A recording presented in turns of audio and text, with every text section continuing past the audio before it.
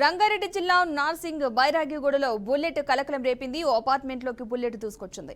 5వ అంతస్తులో ఉన్న ఫ్లాట్ కిటికీ అద్దాలు పగిలిపోయి బెడ్రూమ్ లోకి బుల్లెట్ వచ్చి పడింది. దీంతో ఒక్కసారిగా ఫ్లాట్ యజమాని భయభ్రాంతులకు గురయ్యారు.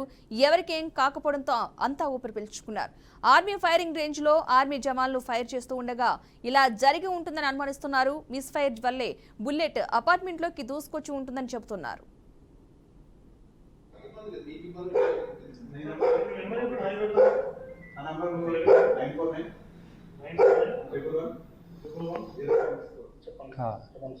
నేను శివపురి కాలనీ ప్రెసిడెంట్ అండి. నాగార్జున నా పేరు. ఇది ఈ ఘటన అరౌండ్ 8:15, 8:30 మొదలు జరిగింది. ఇందాక మా సెక్రటరీ గారు చెప్పినట్లు ఇదంతా ఆ టైంలో ఎవరు ఇక్కడ అంటే ఆ ప్లేస్లో ఎవరు లేకపోవడం వల్ల ఒక ప్రాణాపాయం తప్పింది వారికి. అట్ ద సేమ్ టైం ఇది మిలిటరీ ఏరియా నుంచి వచ్చిందా లేదా మేము ఇమీడియట్గా పోలీసులకు ఇన్ఫార్మ్ చేశాము. వాళ్ళు అదే ఈరోజు ఫైరింగ్ రేంజ్ కూడా జరుగుతుంది, మిలిటరీ వాళ్ళ ఫైరింగ్ జరుగుతూ ఉంది. అది అక్కడి నుంచి వచ్చిందా లేదంటే అదర్ ఏమైనా ఇన్సిడెంట్స్ ఏమైనా ఇదన్నది వాళ్ళకి మేము అదే వాళ్ళు ఇంకా ఇన్వెస్టిగేషన్ చేస్తామని ఉన్న ఒకటే బుల్లెట్ వచ్చింది అక్కడికి. ఆ బుల్లెట్ కూడా వాళ్ళు తీసుకెళ్ళి వాళ్ళు దే ఆర్ ఇన్వెస్టిగేటింగ్.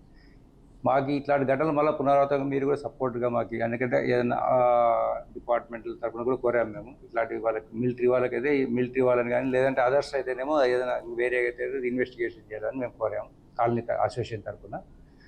మీరు కూడా మీడియా తరఫున మాకు సపోర్ట్ చేస్తారు. అంటే ఇట్లాంటివి కాకుండా మీరు కూడా కొద్దిగా సందేశం ఇచ్చాము. శివపురి కాలనీ, ఇది నార్సింగ్ రెవెన్యూ విలేజ్ రిజిస్ట్రిక్షన్ ఉంటుంది, నార్సింగ్ పోలీస్ స్టేషన్. ఇక్కడ 8:30 ప్రాంతంలో ఒక బుల్లెట్ ఈ అద్వైత అపార్ట్మెంట్లో 5th ఫ్లోర్లోకి ఒక బుల్లెట్ వచ్చేసి హాల్లో పడింది. ఆ టైంకి ఇంట్లో ఉన్న వాళ్ళు అక్కడ లేకపోవడం మూలన ఒక పెద్ద ప్రమాదం తప్పింది.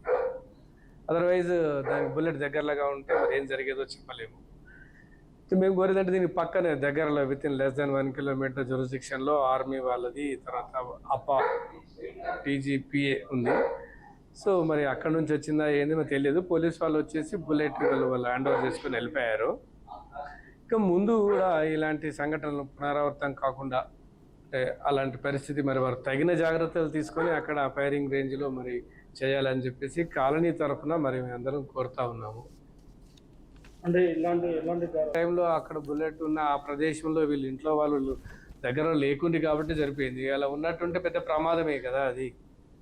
కాబట్టి ఏదైతే ఫైరింగ్ రేంజ్ వాళ్ళు ఉన్నారో, ఆర్మీ కావచ్చు, తెలంగాణ పోలీస్ అకాడమీ కావచ్చు, ఇలాంటివి మరీ ముందు జరగకుండా అక్కడనే మరి వాళ్ళు ఏదైనా బ్యారికేడ్స్ లాంటివా లేకుంటే బుల్లెట్స్ బయటికి రాకుండా ఏదైనా తగిన జాగ్రత్తలు తీసుకొని ఫైరింగ్ చేసుకోవాల్సిందిగా మరి కాలనీ తరఫున మా అధ్యక్షులు మా అందరం